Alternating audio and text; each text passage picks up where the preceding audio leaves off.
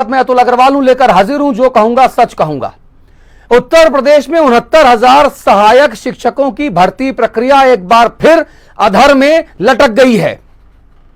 पिछले महीने ही cut off के मामले पर अदालत से राहत मिली थी सरकार को, और अब सवालों को लेकर अदालती पेच फंस गया है। नतीजा यह है कि इलाहाबाद हाई कोर्ट की लखनऊ बेंच ने शिक्षकों की भर्ती प्रक्रिया पर अंतरिम रोक लगा दी है। हाई कोर्ट की लखनऊ बेंच का यह फैसला योगी सरकार के लिए एक बहुत बड़े झटके के तौर पर देखा जा रहा है, क्योंकि कट ऑफ का विवाद खत्म होने के बाद योगी सरकार सहायक शिक्षकों की नियुक्ति के लिए तेजी से आगे कदम बढ़ा रही थी, ताकि कोरोना काल में जल्द ही नियुक्तियां होने से हजारों नौजवानों को राहत दी जा सकेगी। लेकिन योगी सरकार का यह अरमान पूरा नहीं हो पाया। अब सवाल यह है कि आखिर शिक्षक भर्ती प्रक्रिया के ये रोड़े कब खत्म होंगे? आखिर कब तक हजारों युवा नौकरी की आस में यहां वहां भटकते रहेंगे? शिक्षकों की पूरी अब कमी हम दूर कर लेंगे। उत्तर प्रदेश सरकार खुद चाहती है कि उत्तर प्रदेश में बेरोजगारों को रोजगार न मिले। दर की ठोकरें खा रहे हैं 9 महीने से।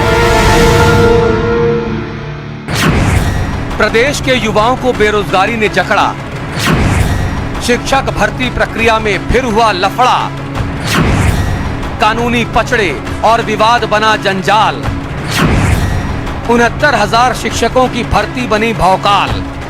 कि हमारे यहाँ शिक्षकों की पूरी अब कमी हम दूर कर लेंगे। अगर हमारे यहाँ न्यायालय की डेट पर डेट नहीं लगती तो 69,000 शिक्षक अब तक हमारे बेसिक शिक्षा परिषद में आ गए होते। उत्तर प्रदेश के मुखिया योगी आदित्यनाथ ने ये बात इसी साल मार्च के महीने में कही थी। उन्होंने साफ साफ कहा था कि अगर अदालत का पेच न फंसता तो अभी तक 69,000 शिक्षकों को नौकरी मिल गई होती। सीएम योगी का ये बयान महज बयान नहीं है, बल्कि एक ऐसा सपना है जो उत्तर प्रदेश के हजारों युवाओं के सपनों को पूरा कर सकता है। लेकिन अफसोस, सीएम योगी और हजारों युवाओं का ये सपना एक बार फिर अधूरा रह गया। 69,000 शिक्षकों की भर्ती का मामला फिर अटक गया है। इलाहाबाद हाई कोर्ट की लखनऊ बेंच ने इस मामले में सुनवाई करते हुए शिक्षक भर्ती पर अगली तारीख तक रोक लगा दी है। जस्टिस आलोक माथुर ने विवादित सवालों पर विशेषज्ञ समिति को अगली तारीख तक तटस्थ राय देने को कहा है। मामले में अगली सुनवाई 12 जुलाई को होनी है। तब तक रिजल्ट पर हाई कोर्ट की रोक लगी रहेगी। अदालत ने विवादित सवालों को यूजीसी की विशेषज्ञों की समिति को भेजकर रिपोर्ट तलब की है। उधर मामले को लेकर अब सियासत शुरू हो गई है। सरकार अभ्यर्थियों के अधिकारों का हवाला दे रही है और विपक्ष सरकार को नकारा बता रहा है। कुछ अभ्यर्थियों को कुछ प्रश्नों के उत्तरों को लेकर के आपत्ति है, जिससे गुणवत्तापूर्ण शिक्षा दे सके। दूसरी तरफ 69,000 नौजवानों को रोजगार मिलेगा तो 69,000 परिवारों की व्यवस्था होगी। तो हम बहुत सकारात्मक दृष्टि से आगे बढ़ रहे हैं, लेकिन अब अभ्यर्थियों को अधिकार है, कहीं कोई असंतुष्ट होता है तो न्यायालय जा सकता है। लोग गए हैं। उत्तर प्रदेश सरकार खुद चाहती है कि उत्तर प्रदेश में बेरोजगारों को रोजगार न मिले। वो तरह तरह के हथकंडे अपनाती है, ऐसे अनैतिक कार्य करती है, गलत प्रश्न देती है या ऐसे टेक्निकल चीजें रखती है जिससे कोर्ट लगातार स्टे कर देता है। तो मुझे लगता है उत्तर प्रदेश सरकार की मंशा भर्ती करने की नहीं थी, जिस कारण से ये भर्तियों पर रोक लगा है, कोर्ट ने रोक लगाया है। ये पूरी तरह से उत्तर प्रदेश सरकार का फेलेवर है और बेरोजगारों के लिए उत्तर प्रदेश सरकार की तरफ से अन्याय किया जा रहा है। ये फैसला उस वक्त आया है जब बुधवार को ही कई जिलों में भर्ती परीक्षा की काउंसलिंग होनी थी, लेकिन फैसले के बाद काउंसलिंग को रोक दिया गया। ये पूरा रायता फैलना शुरू कब से हुआ, आइए आपको ये भी समझा देते हैं। 5 दिसंबर 2018 को ऑनलाइन आवेदन प्रक्रिया शुरू हुई थी। 6 दिसंबर से 20 दिसंबर तक ऑनलाइन आवेदन लिए गए। 6 जनवरी 2019 को 800 परीक्षा केंद्रों पर लिखित परीक्षा हुई।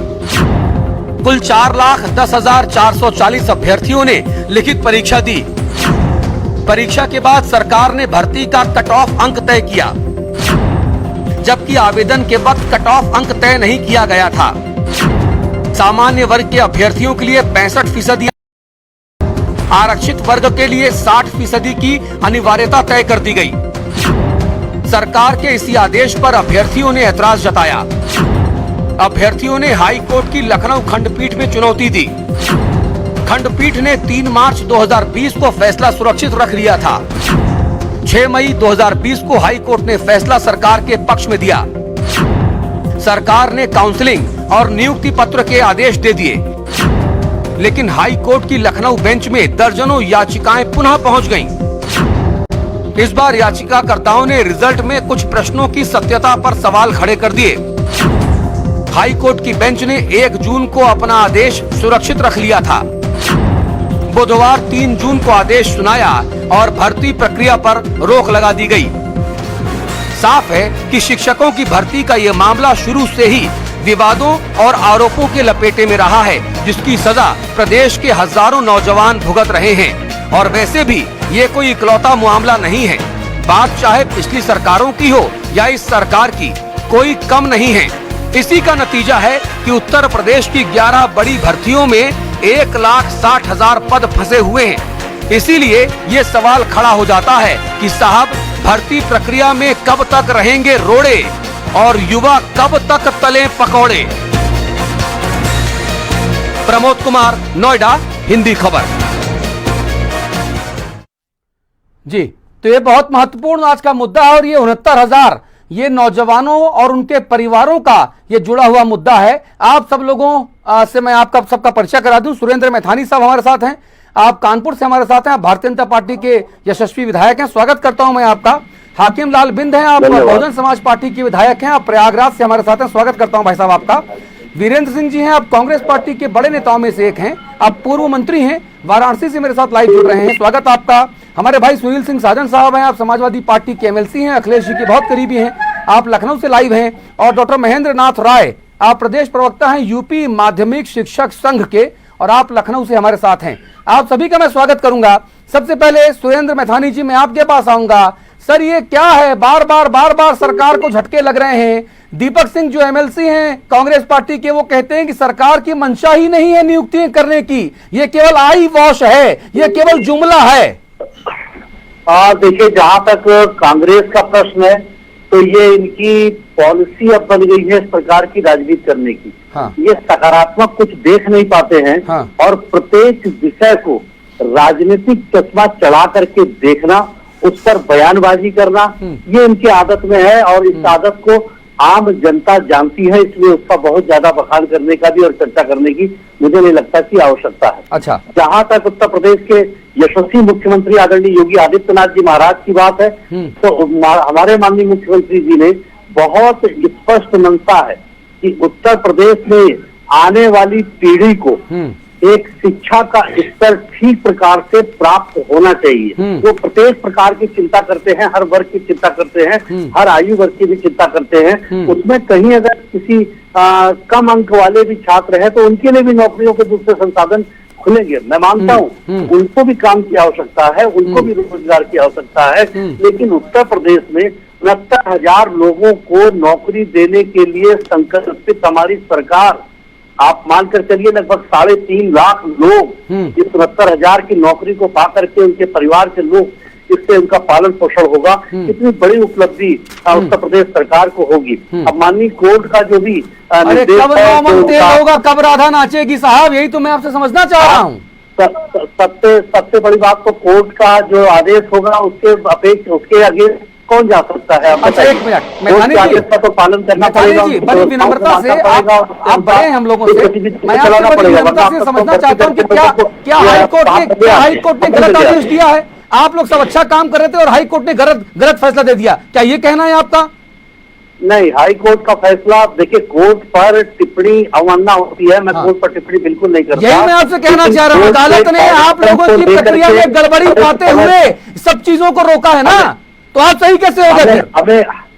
हमें भी उसका कोर्ट समय दे रही है, हमें समय दे रही है, हम भी उसका जवाब देंगे। अब हम भी ये बात बताएंगे कि भाई अगर एक शिक्षा के स्तर को मेंटेन करने के लिए हम इस प्रकार की व्यवस्था को बनाएं तो उसको मुझे लगता है कोई बुराई नहीं है, हम अपना पक्ष कोर्ट में रख सकते। कोर्ट का जो डिसीजन होगा, कोर्ट का जो निर्देश होगा, उसका हम पालन करेंगे। नहीं तो क्या अभी कोर्ट में आप लोगों ने अपना पक्ष नहीं रखा? राघवेंद्र जी क्या कर रहे थे वहां पे? अपना पक्ष रखने गए थे ना राघवेंद्र प्रताप सिंह? राजेश जी भी अपना पत्र रख रहे हैं, लेकिन अगर और नई याचिकाएं भी लग रही हैं, सभी लोगों का, मैं किसी को इस पर पीछे नहीं करना चाहता हूँ। सभी के अपने अपने स्तर पर उनकी अपनी याचिकाएं लग रही हैं, रोकने का जो रोकना चाहते हैं उनको अपने पक्ष में, आदमी को स्वतंत्रता है, हाँ। वो अपने पक्ष में अपनी बात रख सकता है। ठीक है। कोर्ट जो निर्णय देगी अंतर्गत सरकार और उस पर पूरा उसका पालन करेगी। जी, महेंद्र राय साहब, मुझे इतना बताइए, अगर जो बातें विधायक जी कह रहे हैं अगर वो सच हैं तो यानी कि अदालत का जो स्टे है वो गलत है, और अगर अदालत का जो स्टे है वो सही है तो सरकार की पूरी प्रक्रिया में खामी है। इन दोनों में कौन सही है सर? 7850 महेंद्र जी, आवाज आ रही है? 9415। आवाज नहीं आ पा रही। चलिए जरा एक बार हम चलेंगे हाकिम लाल बिंद के पास चलेंगे। हाकिम जी, मेरा मूल सवाल जो मैंने महेंद्र जी से पूछा वो सवाल मैं आपसे पूछ रहा हूं। मुझे इतना बताने की मेहरबानी करिए कि ये सरकार बार बार अदालतों में इस तरह की इंसल्ट करवाती है, अपना पक्ष ठीक से नहीं रख पाती है। दीपक सिंह कांग्रेसी हैं, वो कहते हैं कि ये आई वॉश है, जुमला है, इनकी मंशा भर्ती करने की नहीं है। उत्तर प्रदेश सरकार की जो मंशा है ये गरीबों, दलितों, शोषितों, पिछड़ों, बेरोजगारों के प्रति इनकी अच्छी नहीं है। ये खुद नहीं चाहते, ये खुद नहीं चाहते कि भर्ती सुचारू रूप से हो, और उत्तर प्रदेश सरकार आज तक एक भी भर्ती सुचारू रूप से नहीं करा पाई। इसलिए इनकी बेरोजगारों के प्रति मंशा ठीक नहीं है। ये भर्ती खुद ही नहीं कराना चाहते।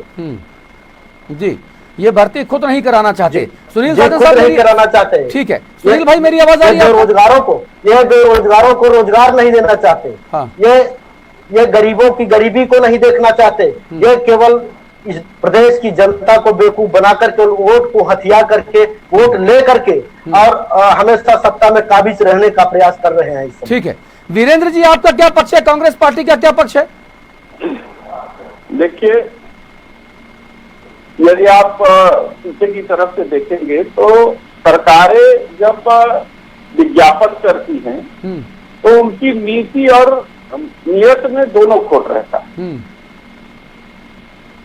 ये जनता के दबाव में ये तो निर्णय ले लेते हैं जब बेरोजगारी चरम सीमा पर होती है और बेसिक शिक्षा विभाग से जब दबाव पड़ने लगता है कि आधे से अधिक प्राइमरी स्कूलों को मास्टर नहीं है तो उसके दबाव में विज्ञापन तो निकाल देते हैं, लेकिन विज्ञापन में ही ऐसी त्रुटि कर देते हैं, अपनी प्रक्रिया में जानबूझ के ऐसी त्रुटि कर देते हैं कि लोग उसको अदालत चले जाएं और इस प्रक्रिया पर रोक लग जाए ताकि इनका दोषारोपण हट जाए इसके ऊपर से कि वो नियुक्ति न हो जाए, क्योंकि सरकार पूरी तरीके से आर्थिक मामले में खोखली हो चुकी है। वो जानती है कि इतने लोगों को अगर नियुक्ति कर लेंगे तो उसको तनख्वाह आदि देने में कितना खर्च होगा।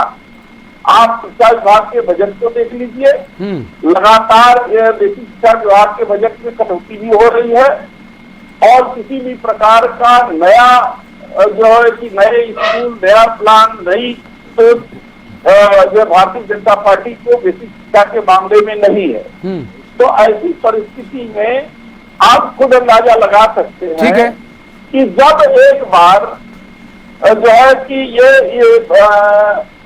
शिक्षकों की कमी के लिए जब ये लोग जो है जो जल्दी से बात कहिए, जल्दी से बात कहिए, अपने बहुत सारे लोग हैं भाई वीरेंद्र जी, जल्दी से बात कहिए। जो टेम्परेरी अध्यापक रखे गए थे उन अध्यापकों को के हितों को इग्नोर करके, जबकि हाईकोर्ट ने पिछले आदेश में कर दिया था कि इनको 2 बार चांस दिया जाए। ठीक है। और जब सुप्रीम कोर्ट ने 2 बार चांस के लिए कह दिया, लगातार 2 बार चांस दिया जाए, तो इन लोगों ने उसका अनुपालन न करके और वो इस तरीके की कार्रवाई की जिसमें अदालत को ठीक है, पॉइंट टेकन आप रहिए हमारे साथ। सुनील साजन साहब, मेरी आवाज आपका आ रही है?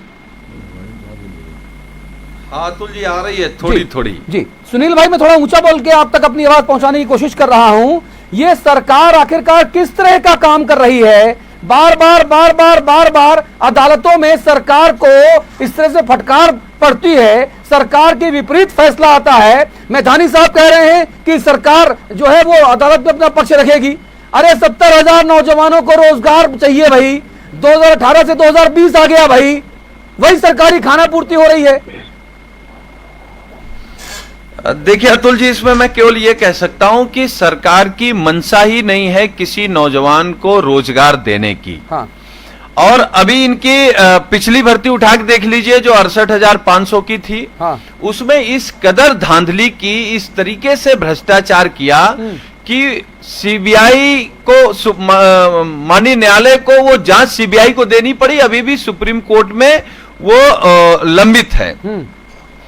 और मैं ये कह रहा हूं कि ये जो भर्ती है इसमें देखिए, इसमें कई तरीके का खेल किया है सरकार ने, और जो कमेटी है दोनों ने मिल के किया, ऐसा नहीं है। और इस सरकार ने इस पूरी भर्ती में उत्तर प्रदेश आरक्षण अधिनियम 22 मार्च 1994 जो विधानमंडल में पारित हुआ था, अभी वो भी उत्तर प्रदेश में लागू है, लेकिन इस रिजल्ट में वो नहीं दिखाई देगा। ओबीसी एससी, हमें तो ये नहीं समझ में आता कि आखिर सरकार की मंशा क्या है जी। आप क्यों चाहते हो कि ओबीसी एससी के नौजवानों को बर्बाद करके ही आप मानोगे, उनको परेशान करके मानोगे?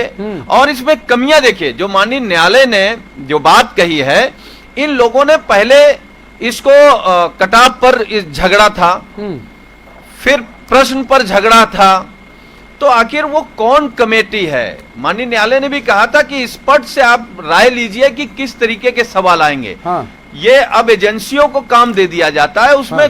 ताल घोल माल होता है सब।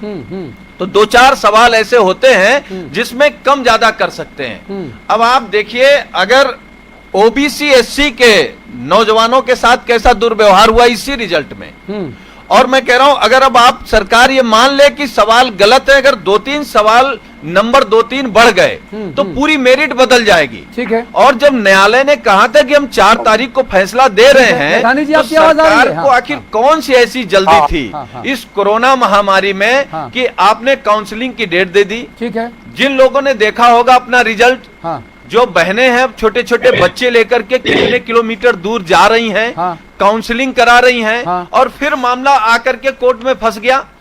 कोर्ट लगातार निर्देश देता रहा, लेकिन ये लोग कोर्ट की मानने को तैयार नहीं है। ठीक है, चलिए, मनमानी करने के लिए उन्होंने ठान रखी है। ठीक है। तो ये मनमानी करने से आखिर आप रोजगार तो दे नहीं पा रहे हैं। ठीक है। और इनकी एक ही अतुल जी मंशा है, किसी भी भर्ती में आप ओबीसी एससी का नुकसान कैसे कर सकते हैं, इस पर सबसे ज्यादा दिमाग लगाते हैं। सवाल कैसे आएंगे, एक्सपर्टों की कमेटी बनेगी कि नहीं बनेगी, रिजल्ट कैसे आएगा, उससे इस सरकार का कोई लेना देना नहीं है। मैथानी जी, जो सबसे ज्यादा विवादित प्रश्न इस पूरी प्रक्रिया में था वो था कि नाथ संप्रदाय के प्रवर्तक कौन है?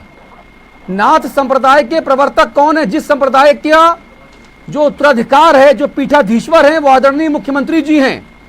सर्वाधिक विवादित प्रश्न यही है। मतलब कितनी हैरानी की बात है, कितनी शर्म की बात है ये सरकारी बाबुओं के लिए, कितने आदरणीय पीठ, इतना आदरणीय सन्यासी महंत जो आपका मुख्यमंत्री है, आपने उनके प्रवर्तक के बारे में ही गलत प्रश्न, गलत आंसर वहां पे कोट करा दिया। मैथानी साहब जी, देखिए, मैं इस बात पहले कहूँ अतुल जी कि जिस प्रकार से बिंदु जी ने विषय रखा, नहीं, पहले मेरे सवाल का बात करें सर, ऐसा नहीं, एक दूसरे से स्कोर सेटल करिएगा। बात में शो का एंकर मैं हूं, मैंने आपसे सवाल पूछा है विनम्रता से, पहले मेरे सवाल का जवाब सर बताइए, क्या पूछा है? मेरा सवाल यह है कि नाथ संप्रदाय के प्रवर्तक कौन है, ये प्रश्न दिया गया। नाथ संप्रदाय पूरी दुनिया में इतना मशहूर, इतना आदरणीय संप्रदाय है। आदरणीय योगी आदित्यनाथ जी पीठाधीश्वर हैं, और सरकारी बाबुओं को शर्म नहीं आई कि आदरणीय योगी जी के नाथ संप्रदाय से जुड़ा सवाल और जवाब वो गलत या संदेहास्पद पूछा गया। आप देखिए, ये व्यक्ति विशेष ने अगर कोई प्रश्न बनाया है तो उसको लेकर के आप पूरे सरकार को और सभी पूरी सत्ता पर प्रश्न चिन्ह नहीं खड़ा कर सकते। हाँ। फिर अगर कोई भी प्रश्न उसको लगता है, जिसने प्रश्न बनाया वो भी शिक्षक है, जिसने प्रश्न बनाया है उसने अगर किसी भी संप्रदाय और किसी भी विषय को लेकर के अगर उसने जानना चाहा कि अगर अपने मुख्यमंत्री और मुख्यमंत्री जी के इतने बड़े संप्रदाय के बारे में कोई बाबू अधिकारी नहीं जानता है तो उसको तुरंत इस्तीफा देके अपने घर चले जाना चाहिए। बाबू अधिकारी नाथ संप्रदाय गोरक्षनाथ पीठ पूरी दुनिया में आदरणीय है। एक तो विषय मैंने अतुल जी ये कहा कि उसने व्यक्तिगत स्तर पर ये बनाया, उसको कोई निर्देश नहीं दिया सरकार ने। उसको कोई बताया नहीं गया कि ये प्रश्न। मैथानी जी, आपके पास जानकारी ही नहीं है। मैथानी जी, जानकारी ही नहीं है आपके पास।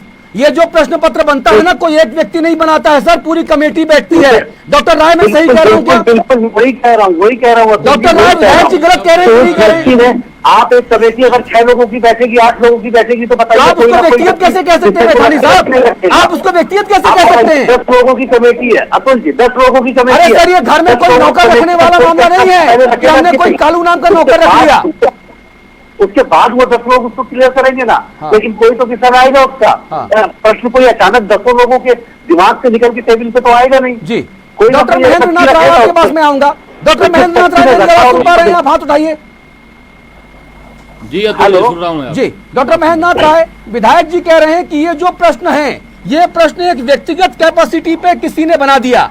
भाई हद हो गई। 69,000 भर्तियों का बना रहा है, हाथ जुड़वा लो। अतुल जी डिस्चांतर हो गया। मैं दूसरी बात कह रहा हूँ, फिर से सुन लीजिए जो बात मैं कह रहा हूँ। मैं अतुल जी आग्रहपूर्वक कह रहा हूँ, उसने कहा कि अगर 10 लोगों की कोई कमेटी है तो उसमें 8-6 जो है उसमें खुद जो महापुरुषों का के बारे में लिखा हुआ है, सहमति बन करके खुद गलत पढ़ाया जा रहा है। मैं ये बात कह रहा हूँ कि नाथ संप्रदाय के जो प्रवर्तक हैं उसमें गोरक्षनाथ जी को दर्शाया जा रहा है, जो कि गलत है। दुनिया जानती है कि गोरखनाथ जी के गुरु मत्स्यनाथ जी उस संप्रदाय के प्रवर्तक थे। और यही एक ही नहीं, कई प्रश्न गलत है। जैसे ग्लास और सेरेमिक उद्योग का संस्थान कहाँ पे है, तो उसका उत्तर होना चाहिए कोलकाता में, लेकिन उत्तर कोलकाता कहीं दिया भी नहीं गया विकल्प में। इसी तरीके से जो संविधान सभा के अध्यक्ष का प्रश्न दिया गया है, उसमें दोनों विकल्प दिया गया, सच्चिदानंद सिन्हा जी को भी, बाबू राजेंद्र प्रसाद जी को। वो दोनों में मतलब भ्रामक प्रश्न बनाने की एक परंपरा बनी हुई है। अपने मन मुताबिक अपने बंदे को पास करके आगे बढ़ा दें। मेरिट निर्धारित करने की पूरी ताकत अपने हाथ में रहे और हम अपने हिसाब से अपने लोगों को बार्गेनिंग करते हुए मेरिट को निर्धारित कर दें। और इसमें यह नहीं, एक लंबी एक चाल है, एक प्रक्रिया है। क्योंकि जिम्मेदारी जब तक आप प्रश्न बनाने वाले लोगों पर निर्धारित नहीं करेंगे, उनको दंडित करने की कोई प्रक्रिया निर्धारित नहीं करेंगे, उनको दंड नहीं देंगे, तब तक यह खेल होता रहेगा। सरकारों का भी मूड यही है कि नियुक्ति करते हुए दिखना चाहिए, नियुक्ति करने की कोई इच्छा शक्ति नहीं है। माननीय न्यायालय पे दोष मढ़कर नियुक्ति प्रक्रिया को रोकने का एक कुचक रचती जा रही सरकारें। इसमें सोची समझी रणनीति है। जब न्यायालय का व्यू था, न्यायालय का निर्णय था, माननीय न्यायालय का, कि आप विशेषज्ञों से प्रश्नों का उत्तर निर्धारित कर लीजिए और उस पर आप मूल्यांकन करके मेरिट बनाइए। तो उस पर अपने मन से जो भी समझ में आया, विशेषज्ञ कहाँ से लाए, कौन विशेषज्ञ थे। और अभी माननीय लखनऊ जो उच्च न्यायालय है, इनका जब मत था कि 4 तक ये निर्णय करना था, तो इतने आनंद फानन में रिजल्ट घोषित करके काउंसलिंग कराने का, इस गर्मी में, महामारी में बच्चों को लेते हुए महिलाएं तमाम भटक रही हैं, इसका क्या मतलब है? केवल आपको नियुक्तियों करने का कोई बहुत आपकी मंशा नहीं स्पष्ट नजर आती है। आप केवल बेरोजगारों को छलना चाहते हैं। आप रहिए हमारे साथ। बेरोजगारों के साथ एक, ठीक है राय साहब, आपकी बात समझ में आ गई। मैठानी साहब उंगली उठाए हुए हैं, मैठानी साहब के पास चलेंगे।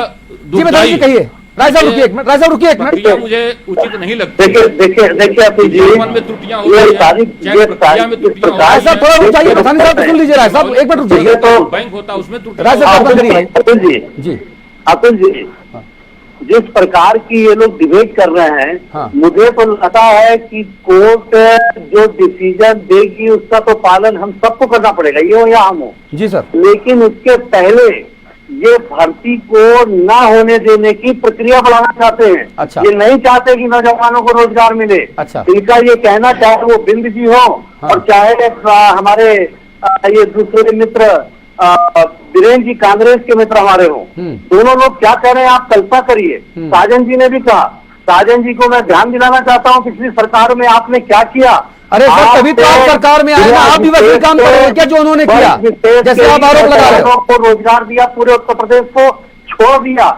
ये तरीका एक सूबे के सूबेदार का काम करने का। बताइए, इस तरीके से 3 साल पुरानी सरकार के विधायक अगर पिछले सरकार के कामकाज गिना रहे हैं तो फिर मुझे कुछ नहीं कहना है। प्रवक्ता है समाजवादी पार्टी के मित्र है हमारे, लेकिन अगर वो इस सरकार की बात करें और बात करते भूल जाए कि हमारी सरकार ने, जब अपने बेईमानी और भ्रष्टाचार का कोई जवाब नहीं है तो इसलिए ऐसी बात कर रहे हैं। आने के लिए मैं कह रहा हूँ कि जिस दिन से इस भर्ती का विज्ञापन निकला है, पूरा हो जाएगा। जब परीक्षा परीक्षा हो गई, पहले दिन से अब तक सवाल खड़े हो रहे हैं। हाँ। आप बताओ सरकार ने, कमेटी ने किन सवालों का जवाब दिया? हाँ। आखिर माननीय न्यायालय क्यों जाना पड़ा और माननीय न्यायालय ने क्यों रोक लगाई? हाँ। आप हाँ। अपनी बेईमानी नहीं छिपा सकते।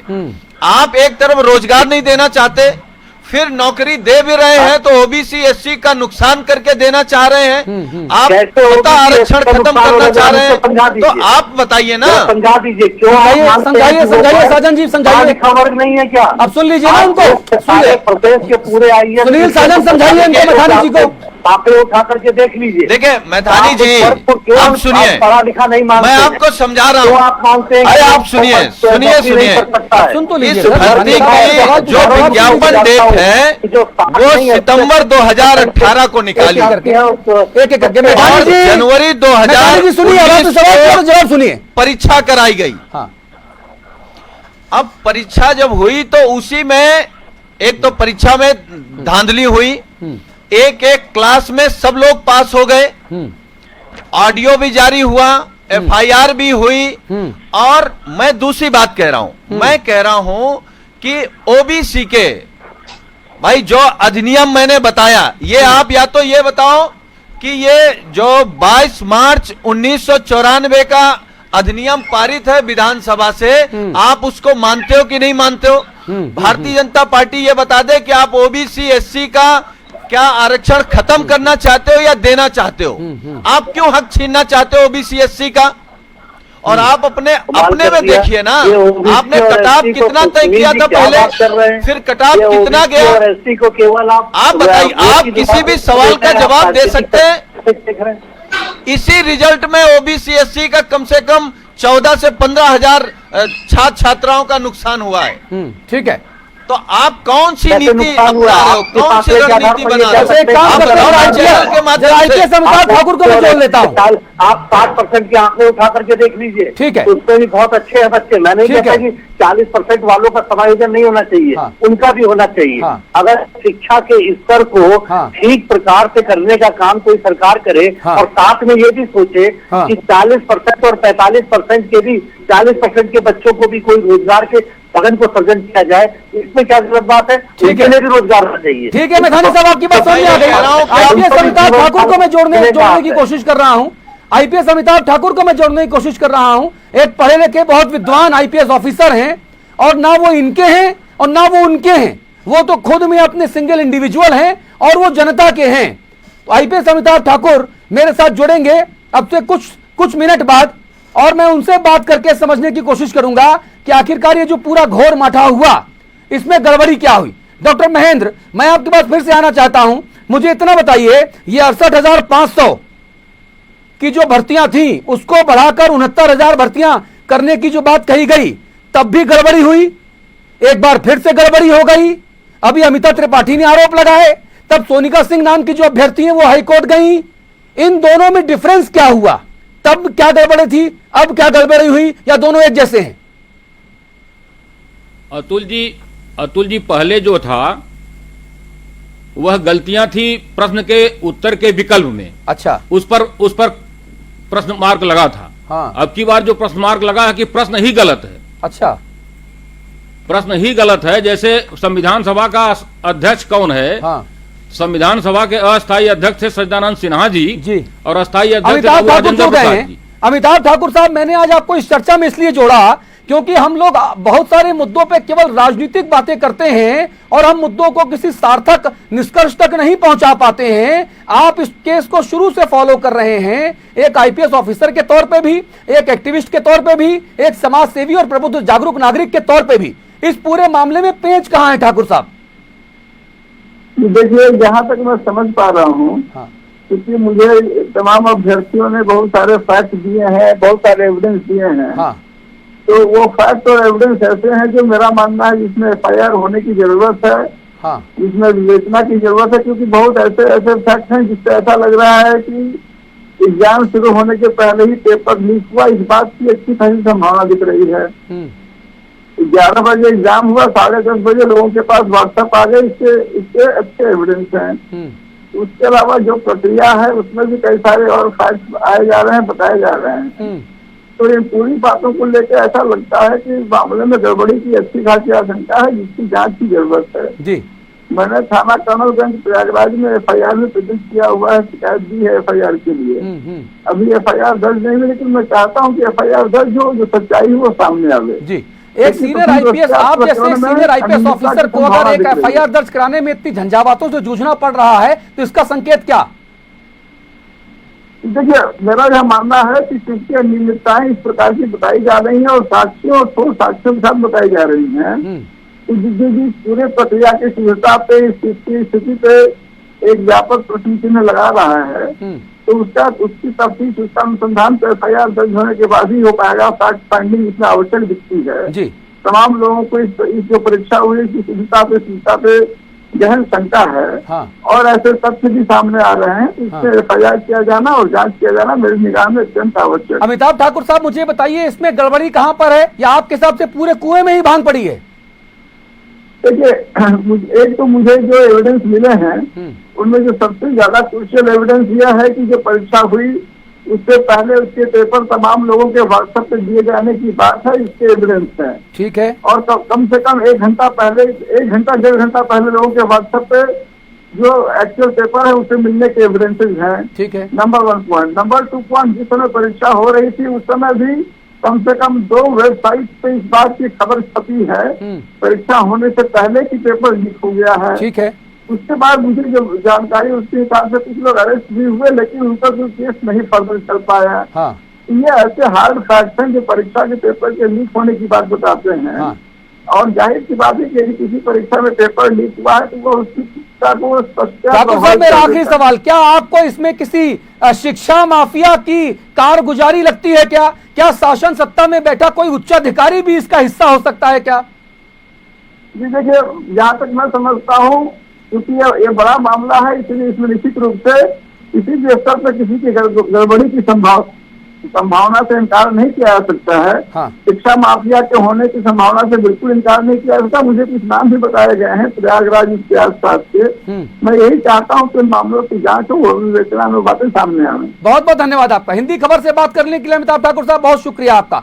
मैथानी साहब, सुन लिया आपने, पहले पर्चा लीक होता है, व्हाट्सएप पे पर्चा दौड़ता है, शिक्षा माफियाओं की मिली भगत की बात आती है, और आप कह रहे हैं कि सब कुछ यूं ही नहीं है, सब कुछ ठीक है। अतुल जी, ये सब संभावनाओं पे बात कर रहे हैं, ये भी आपने सुना होगा। ये सारी संभावनाएं, वो कह रहे हैं मेरे पास सबूत है, बात कर रहे हैं, वो कह रहे हैं सबूत मेरे पास है, मैंने FIR कराई हुई है। भाई बातें करने वाला FIR नहीं करा था, उसकी मंगवा लीजिए। अगर ये होगा तो फिर इन्होंने कोर्ट में क्यों नहीं दाखिल किया? कोर्ट भी रास्ता है इनके पास। एक FIR नहीं हो रही है, इस बहाने से आप अपनी गली से नहीं भाग सकते। मतलब आप बेईमानी करेंगे, आप भ्रष्टाचार करेंगे, आप कोर्ट से नहीं डरेंगे, और बेईमानी करने के बाद भी कहेंगे अगर किसी को दिक्कत है तो न्यायालय चला जाए। अतुल जी, आपकी बात नहीं कर रहा, जो बैठे हैं हमारे मित्र, उनके पास एक ही एजेंडा है कि ये भर्ती किसी तरीके से 69,000 लोगों की ना हो पाए। अरे सर, आप करवाई नहीं पाए, भर्ती हो नहीं पाए सर, ये लोग क्या करेंगे? विपक्षी लोग हैं, क्वालिफिकेशन के आधार पे हो, नंबरों के आधार पे हो, अनुसूचित और पिछड़े को आपके हिसाब से ना हो, रहना देना चाहते हैं। ये सोच आपकी खराब है। आप तथ्यों पे क्यों नहीं बात कर रहे? वर्ग में मैं आपको बताऊंगा, हजारों लोग बताऊंगा भाई, आप अधिनियम को पलट देंगे, आप आरक्षण खत्म कर देंगे, और 40% आप कौन सी प्रक्रिया आप नियमानुसार कर रहे हैं? चाहिए, सबके लिए नौकरी की व्यवस्था होना चाहिए। लेकिन जहाँ केवल भारत को शुरू करना चाहिए, दूध दही की नदियां बहनी चाहिए, हकीकत पे कब आएंगे? चाहिए से क्या काम करना पड़ेगा ना सर? चाहिए से क्या होता है? क्या आप शिक्षा के स्तर को और अच्छा नहीं करना देना चाहते हैं? जो एजेंसी है आप उनको भी नौकरी की बात कही है। मैं समर्थक हूँ 40% और 35%, 25% वालों को भी नौकरी मिलनी चाहिए। मैं प्रबल हूँ इसका। ठीक है। डॉक्टर महेंद्र राय, पिछड़े हैं, डॉक्टर महेंद्र राय के पास में आऊंगा। डॉक्टर महेंद्र राय, मुझे इतना बता दीजिए, अगर पर्चा लीक हुआ, मैथानी साहब, एक स्तर आपके पास मैथानी साहब ठीक है, उपलब्ध है, मैथानी साहब झूठ बोलना बंद करो। अरे मैथानी साहब, मैं समझ गया भाई पूरी बात आपकी, आप उपयोग कर लीजिए। मैथानी साहब, मैथानी साहब, किसी माध्यम मैथानी साहब, आपकी जो मंशा है, मैथानी साहब भी उसी कुएं का पानी पी के आए जिसमें भांग पड़ी है। बोलते जाते हैं सब लोग। मैथानी साहब बोलते रहेंगे। एक मिनट जाइए। मैथानी साहब, आपकी मंशा में समझ गया, आप चाहते हैं भारत विश्व गुरु बने, उत्तर प्रदेश उत्तम प्रदेश बने, दूध दही की नदियां बहें, योगी जी बहुत बड़े बहुत ऊंचे संत हैं, वो उतने बड़े जो है वैश्विक गुरु बने, ये सब हम भी चाहते हैं सर। लेकिन चाहने भर से क्या होगा सर, काम करना पड़ेगा। और इन नियुक्तियों में भ्रष्टाचार हुआ, ये उजागर हो रहा है, आप माने और चाहे ना माने। 70,000 की कैंसिल होने से क्या राय देना चाहते हैं आप बताइए, मित्रों से पूछ रहा हूँ। अतुल जी आप अरे तो क्या भ्रष्टाचार करके और शिक्षकों की भर्ती करेंगे आपको? रुक दिया जाए आपकी तरह, ये समाजवादी पिछली सरकार की तरीके से क्या एक जिले को ही केवल पूरी भर्तियों में लाभ दिया जाए? क्या बात कर रहे हैं? अरे आईना देखते हैं कभी? हाकिम लाल के पास चलूंगा, हाकिम लाल के खिलाफ है, हाकिम लाल के पास भर्ती प्रक्रिया। हाँ, केवल हाकिम जी के पास चलूंगा मैं, हाकिम जी के पास प्रयागराज चल रहा हूँ। हाकिम जी, ये मैथानी जी या सत्ताधारी दल के लोग, ये लोग सुनना क्यों नहीं चाहते हैं सवाल? ये कौन सा माहौल बना दिया है हमने कि सवाल पूछने पे हम मुंह में ताला लगा देंगे, हम बात ही नहीं सुनेंगे किसी की। अतुल जी, भारतीय संविधान के निर्माता बाबा साहब डॉक्टर भीमराव अंबेडकर ने कहा था कि देश का संविधान चाहे जितना बेहतर हो, अगर उस संविधान को चलाने वाले लोग बेहतर न हो तो संविधान बेहतर साबित नहीं हो सकता। तो आज इस प्रदेश में और देश में बैठी हुई सरकार ठीक ढंग से संविधान को चलाना नहीं चाहती, और इसलिए जो है सारी भर्ती प्रक्रियाओं में इनकी रोक माननीय न्यायालय द्वारा रोक आ जा रही है। और निश्चित रूप से ये संवैधानिक ढंग से जब तक ये भर्तियां नहीं करेंगे, निश्चित रूप से हमेशा ये माननीय न्यायालय द्वारा रोकी जाएगी भर्तियां। इन्हें सबसे पहले भारतीय संविधान के आधार पर संवैधानिक ढंग से भर्तियां करनी चाहिए। ठीक है, वीरेंद्र सिंह साहब, मैं आपके पास आना चाहता हूं, पूर्व मंत्री हैं, बड़े नेता हैं, आप मुझे ये बताइए आपका अनुभव क्या कहता है? आईपीएस अमिताभ ठाकुर आके सीधे तौर पे कह गए कि उन्होंने कर्नलगंज थाने में एफआईआर दर्ज कराने के लिए एप्लीकेशन डाली है, पुलिस एफआईआर नहीं कर रही। यहां पे पत्रकार खबर दिखा दे तो घर खोद के पत्रकार को पकड़ लेते हैं रात में। यहां कोई विपक्ष का नेता बात कर दे तो उसको ढूंढ के अंदर कर देते हैं। कोई ट्विटर पे कुछ लिख दे, रातों रात पकड़ लेते हैं। सीनियर आईपीएस ऑफिसर एफआईआर कराने चक्कर लगा रहा, एफआईआर ना हो रही, और फिर मैथानी साहब कहते हैं राम राज्य आ गया, सब अच्छा है। आदरणीय मैथानी जी से पूछिए, क्या एक सिपाही एक कांस्टेबल का वीरेंद्र जी के पास चलेंगे, केवल वीरेंद्र जी बोलेंगे, सबकी आवाज बंद है। देखिए, किसी भी सरकार की एरोगेंसी ये कहती है कि किसी की बात मत सुनना। मैं दूसरी तरफ आपका ध्यान आकर्षित करना चाहता हूँ कि न्यायालय ने जो दलील दी कि परीक्षा होने के बाद जो क्वालिफाइंग मार्क्स था वो 20% तक उसको बढ़ा दिया गया। वो बढ़ाने के पीछे उसकी मंशा क्या थी और किस स्तर पर यह निर्णय लिया गया? ये क्या कैबिनेट का निर्णय था? ये केवल बेसिक शिक्षा सचिव के माध्यम से एक आदेश जारी कर दिया गया और कट ऑफ लिस्ट में 20% बढ़ा दिया गया? ये क्वेश्चन मार्क है। तो इस जो मैं पहले कहता था और आज भी कह रहा हूँ, एक प्रश्न पत्र में 142 सवालों पर क्वेश्चन हुए थे और मात्र 3 पर प्राधिकरण ने संज्ञान लिया। तो ये सारी चीजें क्वेश्चन मार्क है जिसको न्यायालय क्लियर करना चाहता है और उस प्रक्रिया में डिले हो रहा है।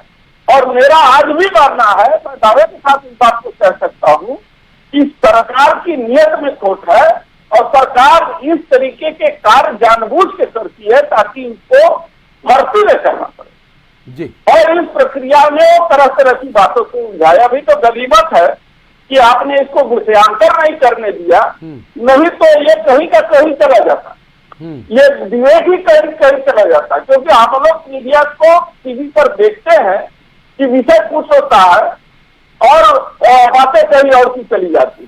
तो मैं आपको बधाई भी दूंगा, धन्यवाद भी दूंगा कि आपने विषयांतर नहीं होने दिया जी। और सरकार की नीयत खराब है और सरकार अगर अपनी नीयत ठीक कर ले तो भर्ती प्रक्रिया में न्यायालय को रोक लगाने में किसी प्रकार का उसको ठीक है। आपकी बात समझ में आ गई।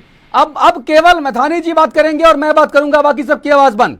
आदरणीय मैथानी साहब, आप मेरे वरिष्ठ हैं, आप मेरे अग्रज हैं, मैं आपसे पूरी विनम्रता के साथ ये बात कर रहा हूं। कई बार शो में चिल्लम चिल्ली इसलिए भी हो जाती है क्योंकि शो को उस तीव्रता तक लेकर जाना होता है। मैं आपसे विनम्रता पूर्वक ये बात करना चाहता हूं क्योंकि योगी आदित्यनाथ जी नाथ संप्रदाय के पीठाधीश्वर हैं, गोरक्षनाथ जो मंदिर है उसके सर्वे सर्वा हैं, एक आदर्श मुख्यमंत्री हैं, बहुत मेहनत करते हैं, बहुत ईमानदारी से काम करते हैं, 3 साल में उनके ऊपर एक भी दाग नहीं लगा। ये तारीफ के साथ मेरा सवाल अगला ये है कि जो सवाल आपने इस भर्ती प्रक्रिया में पूछा कि भाई नाथ संप्रदाय के प्रवर्तक कौन हैं, ये सवाल मैं आपसे पूछता हूं, क्या इसका जवाब है आपकी नजर में? देखिए अतुल जी, अगर बिल्कुल हम दलगत राजनीति से ऊपर उठ करके और हम अगर बिल्कुल सामान्य एक आम नागरिक होकर के अगर हम कहें, हाँ, कोई भी प्रश्न अगर कोई पूछता है, हाँ, तो उसमें प्रश्न पूछने वाले पर और प्रश्न को पूछे गए प्रश्न पर, हाँ, ऐसी आपत्ति क्या है? मैं मुझको जरा समझा दीजिए। नहीं, मैं आपसे जवाब चाह रहा हूं सर, राजनीति छोड़ दीजिए, मैं आप मेरे अग्रज हैं, मैं आपसे जवाब चाहता हूं कि नाथ संप्रदाय के प्रवर्तक कौन मेरा है? ज्ञान वर्धन कर दीजिए कि प्रश्न को, इस प्रकार के प्रश्न को पूछने में आपत्ति क्या? अरे भाई, आपत्ति तो आप जवाब बताइए ना, आपको अगर आपको पता हो, क्योंकि योगी जी आदर्श हैं आप सबके, हमारे भी हैं।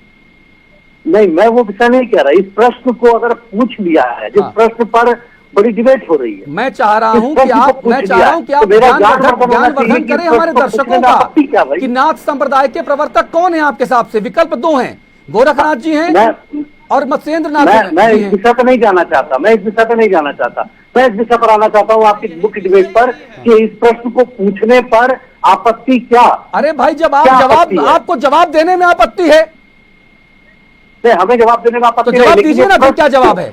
मुझे तो ये समझ में आ जाए ना कि ये प्रश्न क्यों, अरे भाई, प्रश्न की इन लोगों को क्या जरूरत है? अरे भाई, मैं आपसे पूछ रहा हूँ, अभी कल मैं आपसे अपना ज्ञानवर्धन करवाना चाहता हूँ। मान लीजिए कुतुब मीनार पे आ गया, तो आप उससे प्रश्न करा दें, ये करेंगे ये लोग। अतुल जी, मैं आपकी बात नहीं कर रहा, कुतुब मीनार पे आएगा तो ये लोग प्रश्न कहेंगे, फिर ताजमहल पे आएगा तो ये लोग कहेंगे, फिर कहीं विदेशी उस पे आएगा उस पे कहेंगे, कहीं संविधान की परिभाषा पे प्रश्न आएगा तो ये कहेंगे साहब संविधान पे पूछना नहीं चाहिए, कहीं धारा 370 पे आएगा ये कहेंगे साहब 370 एनआरसी पे आएगा, फिर सीएए पे आएगा, फिर हिंदू मुसलमान पे आएगा, फिर भारत पाकिस्तान पे आएगा, फिर कब्रिस्तान शमशान पे आएगा, फिर राम रहीम पे आएगा, सब पे आएगा ना सर।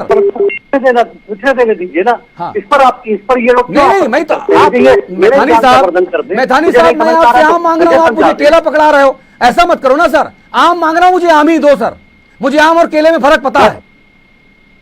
मैं आपसे सवाल ये पूछ रहा हूँ कि क्या आप इस सवाल का जवाब देना चाहेंगे कि नाथ संप्रदाय का प्रवर्तक कौन है? हेलो, नाथ संप्रदाय का प्रवर्तक कौन है, क्या इसका जवाब आप देना चाहेंगे? मैं इसका जवाब इतना ही देना चाहूंगा कि आप इस प्रश्न पर कौन सी इनसे पूछे कि क्या इनको आपत्ति है। अरे आपके पास जवाब है कि नहीं? मैं इतना बोलना चाहूंगा, आपके पास इस सवाल का जवाब है कि नहीं? नहीं, मैं जवाब है, मैं देखिए पूरे देश की जनता देख रही है डिबेट, तो जवाब दीजिए ना। पूरे देश की जनता, मैं इनसे ये केवल योगी जी आदर्श हैं आपके, योगी जी आदर्श हैं हमारे, आपत्ति क्या? आपको नाथ संप्रदाय के प्रवर्तक का नाम मालूम है कि नहीं मालूम है? आप जाने दीजिए, मुझे मालूम है तो भी, ना मालूम है तो भी आप जाने दीजिए इस प्रश्न को। अच्छा, मैं इस प्रश्न पर आपका ध्यान इनके माध्यम से, आपके माध्यम से इनका ध्यान आकर्षित चाहता हूँ कि इनको इस प्रश्न पर ही क्यों आपत्ति है। अच्छा, तो हम इस प्रश्न आपको आप जवाब नहीं दे रहे तो मैं आपत्ति ना करूं, और अगर अभ्यर्थी इस सवाल पे जवाब, अगर सवाल के जवाब पे अभ्यर्थी जो आपत्ति जता रहा है तो पूरी सरकार ने हाहाकार। अभ्यर्थी में तो तमाम आपत्ति जताई, तो 3-3 नंबर ग्रेड पूरा सबको समान अंक दे तो दिया, सरकार ने दे तो दिया सबको 3-3, फिर वो खत्म हो गई तो नई आपत्ति। फिर अमिताभ ठाकुर जी को आप अभी लाए, मैं अमिताभ ठाकुर जी की कोई बुराई नहीं कर रहा, लेकिन अमिताभ ठाकुर जी की क्या मानसिकता है, कहाँ से जुड़े रहे, कैसे काम करते रहे, कौन नहीं जानता। सस्पेंड कर दो ना सरकार, आपके सस्पेंड कर दो। आपका मतलब सस्पेंड कर दो अमिताभ ठाकुर को, क्यों नहीं करते हो आप? ये नहीं जानते कि हम नहीं जानते? अरे सस्पेंड कर दो अमिताभ ठाकुर को अगर आपको लगता है कि उनकी मानसिकता खराब है तो। नहीं, मैं ये नहीं कहता किसी की मानसिकता खराब है, जो आपके साथ ना खड़ा है उसकी मानसिकता खराब, जो आपके साथ हम यहाँ ना मिला हो उसका खानदान खराब, जो आपके साथ ना खड़ा हो वो व्यक्ति खराब। गजब हो गया। हमारा तो ध्येय है, हमारा ध्येय है कि 69,000 लोगों को नौकरी मिले, इस भीषण संकट के समय में नौकरी मिले, उस पर भिन्न भिन्न प्रश्न को लगाकर कानूनी प्रक्रिया को। अब सुनिए, अब जवाब सुनिए, अब डॉक्टर महेंद्र राय बता दें, मैथानी साहब थोड़ा ज्ञानवर्धन करिए अपना, थोड़ा ज्ञानवर्धन करिए मैथानी साहब। सुनिए 1 मिनट, माध्यम से कहना चाहता हूँ कि अरे आप लोग केवल कहते ही हो सर, सुनते कहाँ हो? 69,000 लोगों की इस नौकरी को आप लोग केवल कहते ही हो सर, सुनना सीखा नहीं है आप लोगों ने।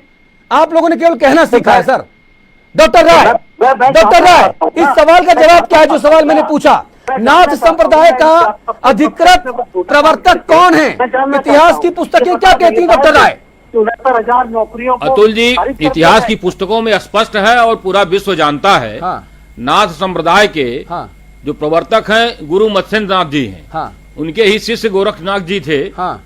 और यह संप्रदाय जो है पूरे विश्व में स्थापित है। हाँ। उसी संप्रदाय से आदरणीय मुख्यमंत्री जी उत्तर प्रदेश में मुख्यमंत्री हैं। हाँ। और दुर्भाग्य यह है कि हमारे मंत्री महोदय जो बेसिक शिक्षा के हैं वो भी गोरखनाथ को ही कहते हैं नाथ संप्रदाय के प्रवर्तक। वो स्वीकार ही नहीं करते हैं। हाँ। जो कक्षा 6 की जो पुस्तक है हाँ। उसमें महत्वपूर्ण व्यक्तियों का जो शीर्षक है कक्षा 6 के जो चैप्टर 6 है उसमें भी गलत पढ़ाया जा रहा है कि नाथ संप्रदाय के प्रवर्तक गोरखनाथ जी हैं जी।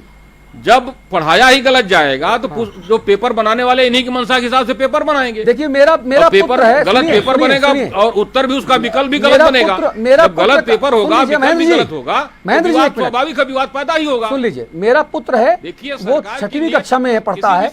आज मैं घर जाके उसकी सारी पुस्तकें खंगालूंगा और सारे इतिहास की पुस्तकें खंगालूंगा। जो मेरे सिविल सर्विसेज क्वालिफाइड कर चुके लोग हैं, मेरे मित्र हैं, उनसे पूछूंगा कि आखिरकार इसका सही जवाब क्या है। क्योंकि अगर अदालत ने इस आपत्ति को स्वीकार करके एनसीईआरटी के पास भेजा है, यूजीसी के पास भेजा है, तो उसके पीछे कोई ना कोई वक्तव्य, कोई ना कोई पुख्ता वजह जरूर होगी। वह विशेषज्ञों से राय लेकर उस पर आप निर्णय करिए जी। लेकिन विशेषज्ञों से राय लेना नहीं, अपने लोगों से राय लेकर। सुनील साजन कमेंट करिए इस पर जल्दी से। जी जी, देखिए अतुल जी, इसमें आपने तो मैथानी साहब से पूछा तो वो बता नहीं पाए। सवाल केवल उसका नहीं है जिस सवाल को आप पूछ रहे हैं, नाथ समुदाय का सवाल इसमें एक आया था कि भारत में गरीबी का आकलन किस आधार पर किया जा सकता है, इस पर भी सवाल खड़े हुए हैं। दूसरा सवाल है कि इनमें से भारत की संविधान सभा के पहले अध्यक्ष कौन थे, इस पर भी सवाल खड़ा है। एक था सवाल 137 नंबर पर पढ़ने और लिखने की अक्षमता पर भी सवाल खड़े हैं। दूसरा सवाल है कि नाथ संप्रदाय वाला भी है, ग्लोबल वाला भी है।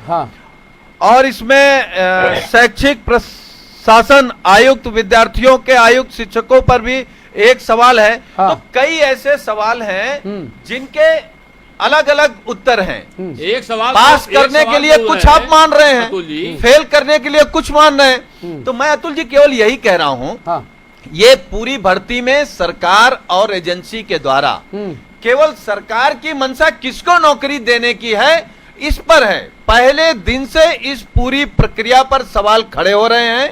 अभी ये भी बताया गया कि परीक्षा होने से पहले पर्चा लीक हो जाता है, एक कमरे के सारे बच्चे पास हो जाते हैं, दूसरे कमरे के सारे बच्चे फेल हो जाते हैं। और आरक्षण की भी धज्जियां उड़ाई गई हैं। इसमें आरक्षण का भी कहीं पर वो नहीं रखा गया है कि ओबीसी एससी का भी ख्याल रखा जाएगा। तो हम तो सरकार से केवल पूछना चाहते हैं कि आप ये बताओ, ओबीसी एससी को किस गड्ढे में डालकर आपको सुकून मिलेगा, कब आपको खुशी मिलेगी, कहां आप उन्हें खत्म कर देना चाहते हैं, आखिर ऐसा क्यों कर रहे हो आप? ठीक है, बस सब लोग चुप रहेंगे। 1 मिनट केवल मैथानी साहब बोलेंगे, सब लोग चुप रहेंगे।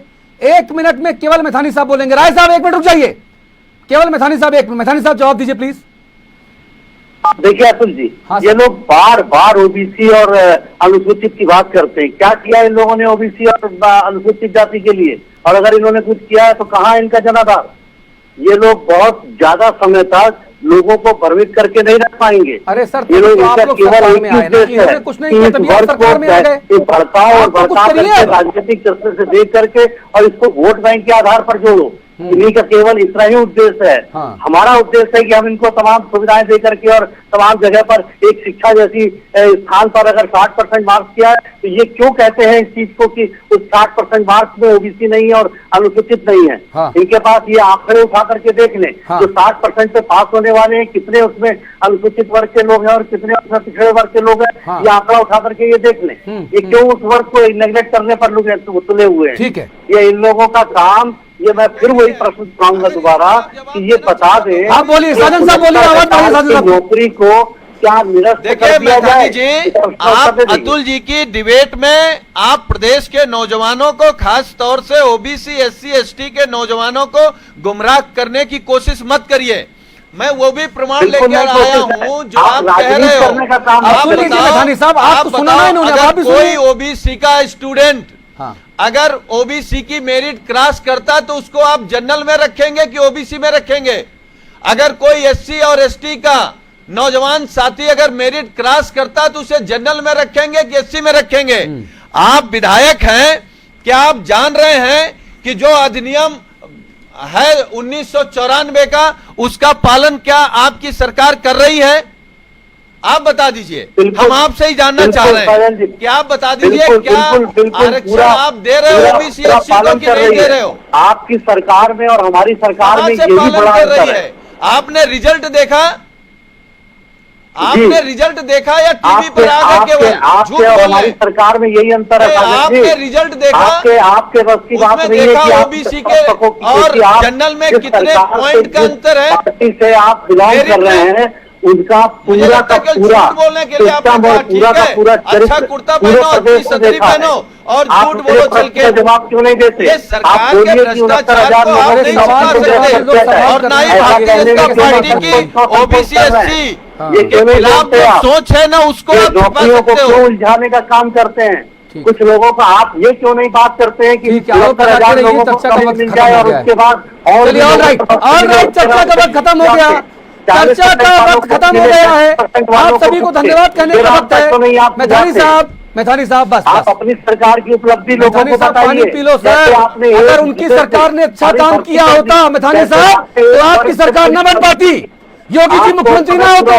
नहीं दिखाई दे रहा था आपको उस समय, ये 23 करोड़ जनता नहीं दिखाई दे रही थी। भाई कैसी बातें करते हो भाई, मैं तो दुखी हो गया। सरकार में थे तो तब आपको नहीं सब दिखाई दे रहा था। चलिए चर्चा का वक्त खत्म हो गया, सबकी आवाज बंद करिए।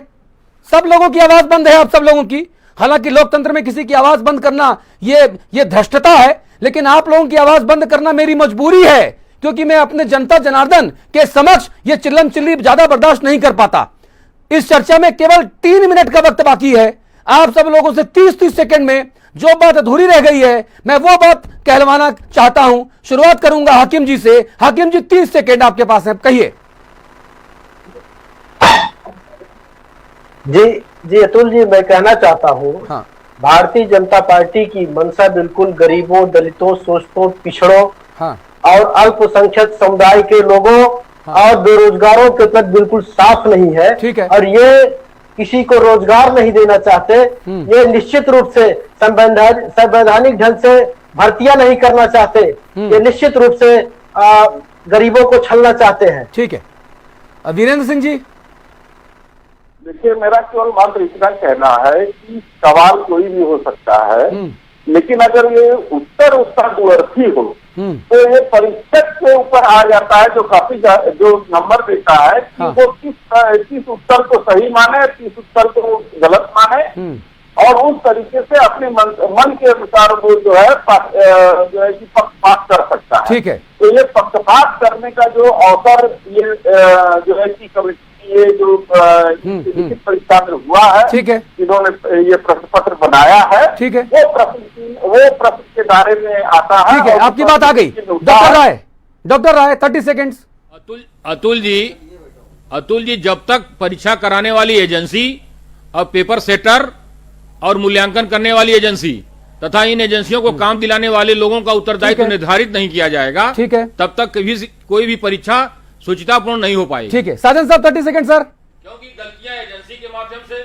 देखिए अतुल जी, मैं केवल यही कहूंगा कि सरकार को पहले ये तय करना चाहिए कि उनकी मंशा नौकरी देने की, रोजगार देने की है या नहीं है। ठीक है। और ये लोग जो खोजने लगते हैं रोजगार में भी जाति, धर्म, मैं तो भारतीय जनता पार्टी से पूछूंगा, ये ओबीसी एससी चुनाव के समय हिंदू रहते हैं और जब आपको रोजगार देना होता है तब ये ओबीसी एससी और हे दृष्टि से आपको दिखने लगते हैं। ठीक है। ये अपना नजरिया बदलिए, रोजगार दीजिए और भ्रष्टाचार बंद करिए। Point taken. मैथानी साहब 30 सेकेंड जल्दी से। देखिए अतुल जी, मैं ये कहूंगा कि हम कभी भी, हमारी सरकार ने 24 करोड़ लोगों की माननीय मुख्यमंत्री जी ने बात की, माननीय योगी जी ने कभी नहीं कहा किसी वर्ग एक जाति के लिए, और सबका भला करते हुए सबके लिए सरकार को समर्पित किया। और सबसे ज्यादा आजाद भारत के इतिहास में पहली बार अगर कोई सरकार गरीबों के लिए समर्पित हुई है तो आदरणीय योगी आदित्यनाथ जी महाराज की सरकार समर्पित हुई है। और जो नौकरी है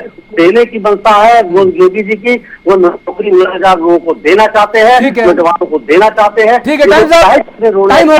उनको नौकरी मिलेगी। और जो 40% वाले भी लोग हैं उनका भी कहीं ना कहीं समायोजन होगा, उनको भी नौकरी की आवश्यकता है। ठीक है, पॉइंट टेकन। मैधानी साहब आपकी बात आ गई, बहुत धन्यवाद आपका। कब 9 मन तेल होगा और कब राधा नाचेगी? 3 साल से ज्यादा का वक्त हो गया, 3 साल बीत गए। उत्तर प्रदेश बन गया क्या? सड़कों के गड्ढे भर गए क्या? नदियां साफ हो गई क्या? भ्रष्टाचार खत्म हो गया क्या? अपराध मुक्त यूपी वो बन गया क्या? बताइए ना। ये सवाल पूछूंगा ना कि नहीं पूछूंगा? मैं माफी चाहता हूं आपसे। मैं दिन को दिन और रात को रात कहूंगा, जिंदा हूं, जिंदा नजर आऊंगा। मैं आप लोगों की तरह ये बड़े बड़े दावों में यकीन नहीं करता। मैं गांव का देहाती आदमी, सामने जो देखूंगा उसको मानूंगा। और अभी सामने मैं भ्रष्टाचार होता देख रहा हूं इन भर्तियों में, स्पष्ट मेरा आरोप है ये। तभी विद्वान न्यायाधीश महोदय ने भर्तियां रोकी। और रही बात बार बार पिछली सरकार, पिछली सरकार, पिछली सरकार, अरे आपकी विधायक जी सरकार 3 साल पुरानी हो गई। कितना पिछड़ा पिछड़ा पिछड़ा पिछड़ा गाओगे भैया? अगर पिछली सरकार ने अच्छा काम किया होता तो आप लोग सरकार क्यों बनाते? आदरणीय योगीनाथ जी जो हैं वो सर मुख्यमंत्री क्यों बनते? आप लोग सत्ता में नहीं आ पाते ना। पिछली सरकारों ने गलतियां की, इसीलिए आप सरकार में आए। वो गलतियां आप ना दोहराएं, ये मेरी आपसे अपेक्षाएं हैं। लेकिन दुख होता है जब इस तरह के नोटिसेज आते हैं, इस तरह के फैसले आते हैं और सरकार की जगहसाई होती है। यह मेरा संपादकीय पक्ष है। बहुत बहुत शुक्रिया आप सभी का। नमस्कार। जो कहूंगा सच कहूंगा।